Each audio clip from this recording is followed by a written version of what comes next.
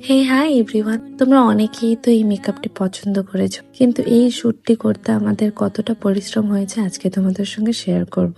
তো সকাল সকাল ঘুম থেকে উঠে চলে যাচ্ছি মহাবিস্তানে।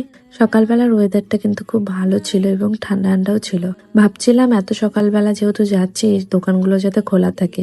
বিয়ের মাস তো পড়েই গেছে, 16 তারিখ ছিল সেদিন।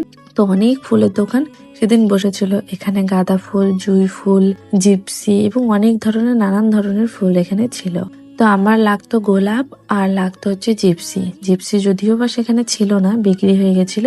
আর নিয়েছিলাম গাঁদা ফুলের চেন। যদি কোনো ক্লায়েন্ট কম খরচের মধ্যে হেয়ারের জন্য ফ্লাওয়ার নিতে চাও, তাহলে তোমরা সকালবেলা এই মার্কেটটার মধ্যে যেতে পারো। অনেকটা রিজনেবল প্রাইস থাকে। দেন আজকের মডেলের এখানে পায়ে আলতা পরানো হলো, হাতে পরানো হলো এবং ক্রিম্পিং করাটা দেখালাম। আজকে যে কালারটা দিয়ে করছি সেটা হচ্ছে ক্যামেলের ফেব্রিক 253 নাম্বার শেড। এই শেডটা যদি তোমরা নিতে চাও আমার সব থেকে নিতে পারো। এটা কিন্তু মেরুন কালারের মধ্যে রয়েছে, কালারটা কিন্তু খুব প্রিটি। তারপরে দেখালাম কিভাবে শাড়ি পরাতে হয়, সেটাই ওদেরকে দেখালাম। তোমাদেরকে আগের ভিডিওটার মধ্যে শেয়ার করেছি। শাড়ির প্লেটগুলো দেখো কত সুন্দর করে বসিয়ে নিয়েছি, দেন এখানে পিন মেরে নিয়েছি। তারপরে আজকে মডেলকে বসিয়ে দেবো মেকআপ করানোর জন্য। মেকআপ করার আগে কিন্তু অনেকটা তোমাদের স্কিনটাকে প্রিপারেশন করতে হবে। যেহেতু প্রবলেমেটিক স্কিন ছিল, সেই জন্য আমি এখানে সিটাফিলের ক্লিনজার নিয়েছি। এই ক্লিনজার কিন্তু দু রকমের হয়, একটা অয়েলি স্কিনের, একটা ড্রাই স্কিনের। তারপরে এখানে আমি রিকোয়ার্ডের একটা টোনার নিয়েছি এবং একটা ময়শ্চারাইজিং টোনার নিয়েছি। দুটো অ্যাপ্লিকেশন করার পরে তারপরে আমি এখানে সিটাফিলের একটা ময়শ্চারাইজার নিয়েছি। শীতের দিনে মেকআপ করতে হলে তোমাকে কিন্তু স্কিনের অনেকটা প্রিপারেশন নিতে হবে। যদি স্কিনের প্রিপারেশন ভালো করে না নাও, তাহলে কিন্তু স্কিনটা অনেকটা রাফ হয়ে যাবে এবং ড্রাই হয়ে যাবে। তারপরে এখানে আমি ব্যবহার করছি গুড ভাইবস এর একটা হাইড্রোলিক সিরাম। সেটাকে অ্যাপ্লিকেশন করার পরে তারপরে এখানে রেকর্ডের একটা আমি ব্লোর প্রাইমার নিয়ে নিচ্ছি। এই প্রাইমারটা স্কিনের কিন্তু মিনিমাইজিং করে পোর্স গুলো। তারপরে সেটাকে ভালো করে ব্লেন্ড করে নিচ্ছি। যেহেতু ফেসে একটু পিম্পলস ছিল, সেই হিসেবে কিন্তু আমাদের মেকআপটি করতে হবে। তারপরে এখানে আমি একটা লিকুইড হাইলাইটার নিয়ে নিচ্ছি। এটা কিন্তু অনেকটা বেসের কাজ করে এবং প্রাইমারেরও কাজ করে। তো সেটাকে ভালো করে ব্লেন্ড করে নেওয়ার পরে যেখানে যেখানে ডার্ক স্পট ছিল এবং পিম্পলের স্পট ছিল, সেই জায়গাগুলোকে কভার করব।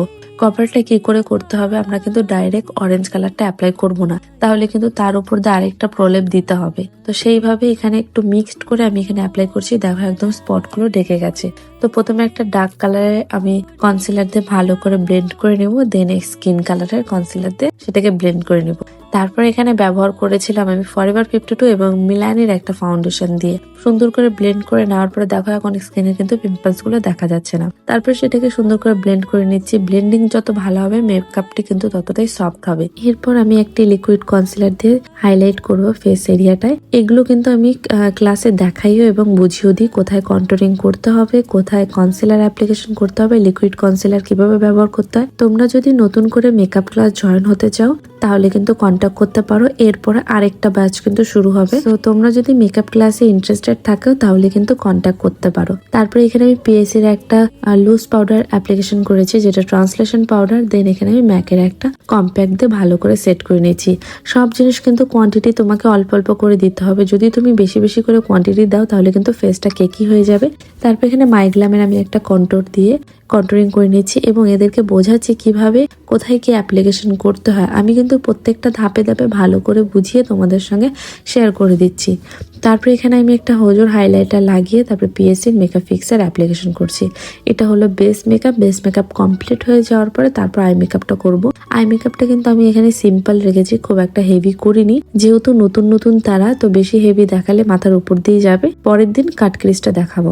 এরপর দেখালাম ওপেন হেয়ারের মধ্যে কিভাবে এক্সটেনশন লাগাতে হবে এবং কিভাবে হেয়ার স্টাইলটা করতে হবে। আজকের মডেলটি ছিল ভেজিটেরিয়ান, তাই ওর জন্য ধোসাটা অর্ডার করলাম। বাট ধোসার মধ্যে এখানে যে পেঁয়াজ দেয় সেটা আমরা বুঝতে পারিনি। তারপরে ওর জন্য আলাদা করে এই খাবারটি একটা দিদি নিয়ে আসলো। পনিরের সবজি ছিল, তো সেটাই খেলো। আর ধোসাগুলো আমরা সবাই খেয়ে নিলাম। স্টুডেন্ট গুলোকেও কিন্তু স্টুডেন্টের মতো না, ফ্রেন্ডের মতো মিশতে হবে, যাতে তারাও হ্যাপি থাকে এবং তুমিও যাতে কাজটি করে সন্তুষ্ট থাকো। এটা হলো আমার আজকের মডেলের ফাইনাল লুক। তোমাদের কেমন লাগলো অবশ্যই কমেন্ট করে জানিও। যদি তোমরা মেকআপ ক্লাস শিখতে চাও, অবশ্যই কন্ট্যাক্ট করো।